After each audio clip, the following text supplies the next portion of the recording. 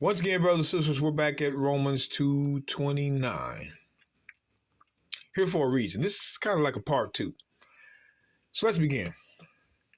But he is a Jew which is one inwardly, and circumcision is that of the heart. Stop. Now, let's deal with this as quick as we can. We're going to go slow. But he is a Jew which is one inwardly. The inward Jew. And circumcision is that of the heart. Why did Paul say that?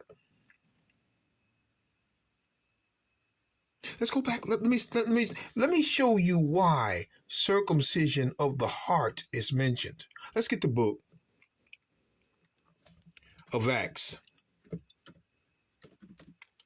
chapter 7.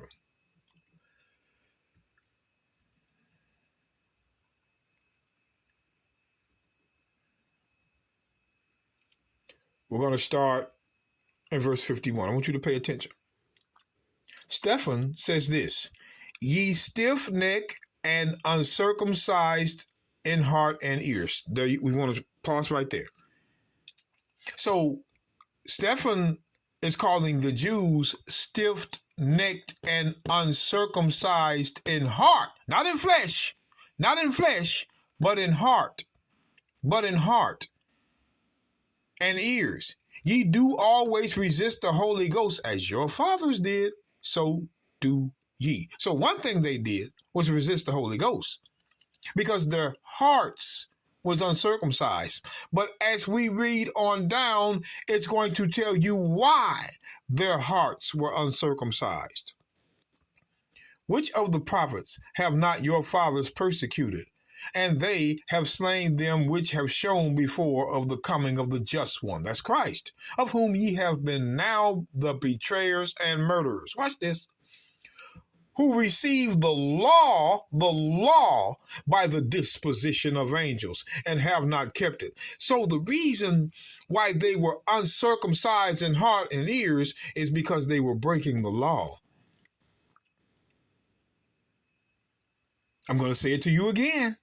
The reason why they were uncircumcised in heart and ears was because they were not keeping the law. Their heart was uncircumcised because they were not keeping the law. I'm going to say it one more time. Don't play us, Christians. Ye stiff-necked and uncircumcised in heart and ears. Ye do always resist the Holy Ghost as your fathers did, so do ye. So let's read. Ye stiff-necked and uncircumcised in heart. We're reading why they were uncircumcised at heart. Which of the prophets have not your fathers persecuted? And they have slain them which showed before of the coming of the just one, of whom ye now have been betrayers and murderers, who have received the law by the disposition of angels, which are messengers, and have not kept it. So they have not kept the law, therefore their heart was uncircumcised. That's why when we go back to Romans 2, I went as slow as I could. That's why when we go back to Romans 2, watch this. Now, instead of starting in verse 29, let's start where the Christians won't start. Won't start. And that's verse 25. Romans 2:25. For circumcision verily profiteth, if thou keep the law. If you keep it. But if thou be a breaker of the law, thy circumcision, which is in the flesh, is made of uncircumcision. Well, what would the uncircumcision be now? The heart. If you broke the law, your heart was uncircumcised. If you broke the law, it's telling you again. But look at the next verse. Therefore, if the uncircumcision, which is of the flesh, keep the righteousness of the law, if the uncircumcision of the flesh keep the righteousness of the law, shall not his uncircumcision, which is in the flesh, be counted for circumcision? Where? Of the heart. Paul up in the chapter is telling you what circumcised your heart, and it was keeping law. Keeping the law circumcised your heart. We're reading it. When he says, therefore, if the uncircumcision, these are the Jews that were uncircumcised in their flesh among the nations. If they keep the righteousness of the law, shall not their fleshly circumcision or fleshly uncircumcision shall be counted for circumcision? Circumcision of what? The heart. He's talking about the circumcision of the heart here. But the Christians don't like to start here because they don't want you to know that if you keep the righteousness of the law, that is counted for circumcision of the heart.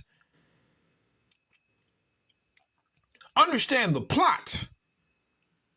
Understand the game. So when you read on down, watch, we're just going to read on down to verse 29. And shall not the uncircumcision of the flesh, which is by nature, because they were scattered among other nations, if it fulfill,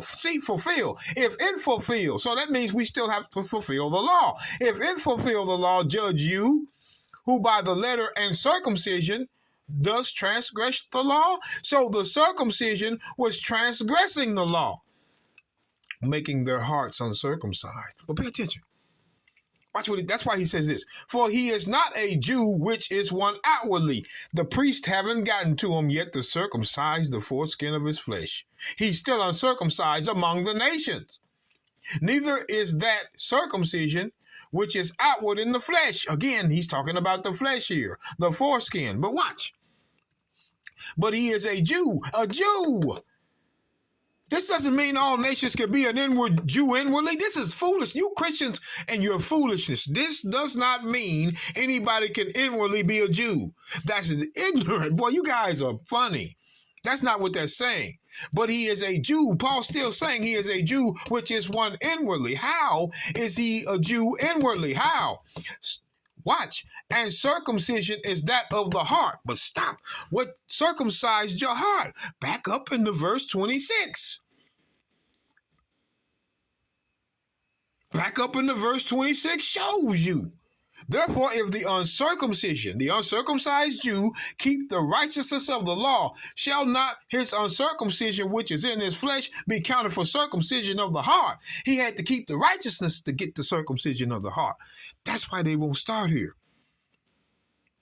They won't start up in the verse to let you know what the true circumcision of the heart is. It's keeping the law, because those that broke the law were uncircumcised at heart, like you read in Acts 7:51 through 53.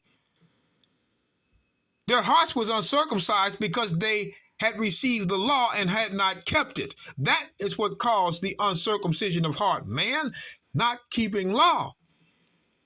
That's why Paul again says, therefore, if the uncircumcision keep the righteousness of the law, shall not his uncircumcision in the flesh be counted for circumcision? Where? The heart. So what the Christians do is they start here. But he is a Jew, which is one inwardly, and circumcision is that of the heart. Okay, circumcision of that of the heart comes from the law, right? But watch. In the spirit, see, the wording changed, and not in the letter. Stop. See, that's what they wanted you to see. In the spirit and not in the letter. The letter is the law. So they're saying in the spirit. But again, we're coming back here. But again, here's what we want. Here's what we want to show you. Here's what we want to show you. Romans 7:14 again. But he asked the Christians to explain this, for we know that the law is spiritual. The law is spirit. The law is spirit. Ha! The law is spirit. There it is, Christians. The law is spirit. So when he says, but he is a Jew, which is one inwardly, now and circumcision of that of the heart, that was keeping the law in verse 26. And the spirit, what spirit? Because we know, according to Romans 7:14, the law is spirit. Pow, pow, pow. And not in the letter. Now we know that letter is sacrifice, the priesthood. That letter is circumcision in the priesthood, because the spirit's the law. Not of men, of the Pharisee and the Sadducee, but of God. That's keeping the law. See, the Christians don't want to read verse 26 because it tells you your circumcision of the heart comes from keeping the law. So they try to use this verse alone, denying the law.